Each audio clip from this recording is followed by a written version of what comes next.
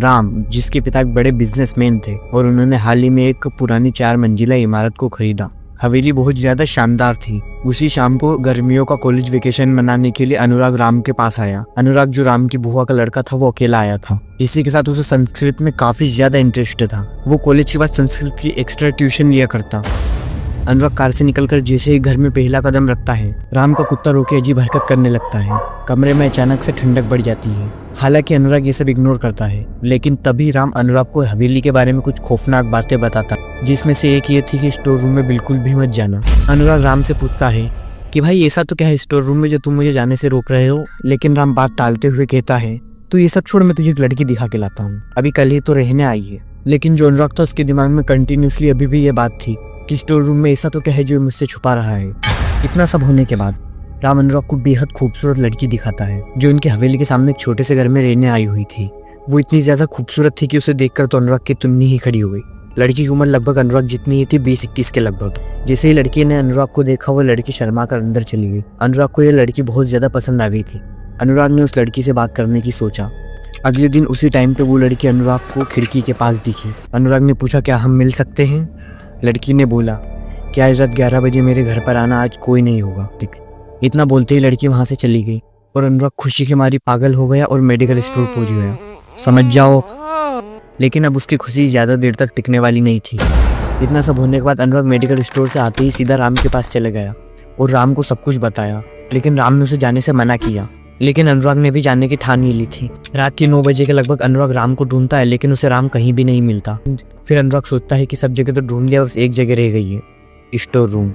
अनुराग बड़ी हिम्मत जुटाकर स्टोर रूम के पास जाता है और देखता है कि स्टोर रूम का आधा दरवाजा पहले से ही खुला हुआ है। वो सोचता है कि आखिरकार ये दरवाजा किसने खोला होगा, लेकिन अभी दरवाजे से ज्यादा राम को ढूंढना ज्यादा इंपॉर्टेंट था, इसलिए वो राम को ढूंढने लगता है।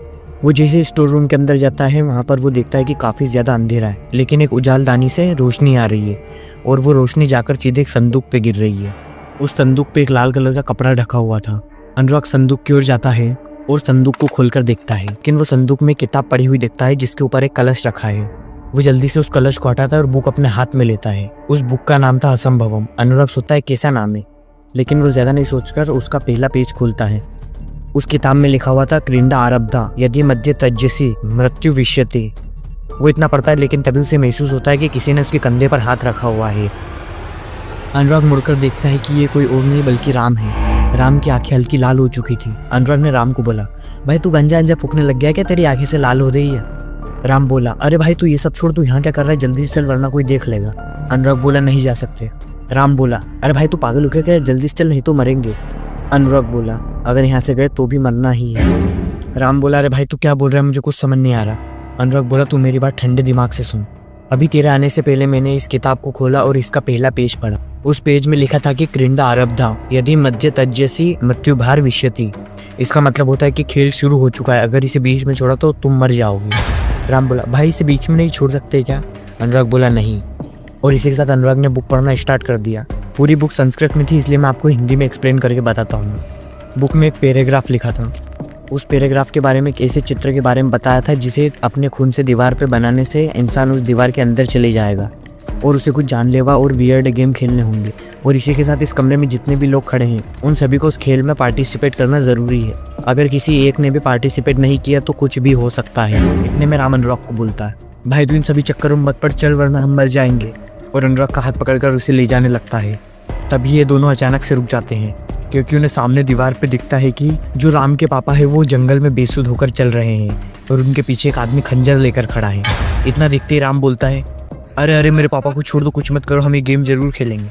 इतने में कहीं से आवाज आती है, बहुत बढ़िया, जल्दी से ये चित्र इस दीवार पर बनाओ और इस खेल को शुरू करो। ये दोनों मिलकर उस चित्र को अपने खून से दीवार पर बनाने लगते हैं। जैसे ही वो चित्र पूरा बनता है, ये थोड़ा सा पीछे आते हैं और दीवार में से खून निकलने लगता है। और वो खून निकलते निकलते जैसे ही इनके पैर के पास पहुंचता है और इनके पैर से टच होता है, ये अपने आप दीवार के अंदर खींचे चले जाते हैं और किसी जंगल में जा गिरते हैं, जहाँ पर एक नदी बह रही होती है। और सामने लिखा आता है कि नदी पार करते ही तुम्हारा पहला पड़ाव खत्म हो जाएगा। लेकिन जैसे ही ये पढ़ते हैं, हवा में लिखा हुआ गायब हो जाता है और एक नाव इनके सामने अचानक से आती है। ये दोनों उस नाव में बैठकर उस नाव को चला ही रहे होते हैं। इतने में उस नदी में से हजारों सांप निकलने लगते हैं।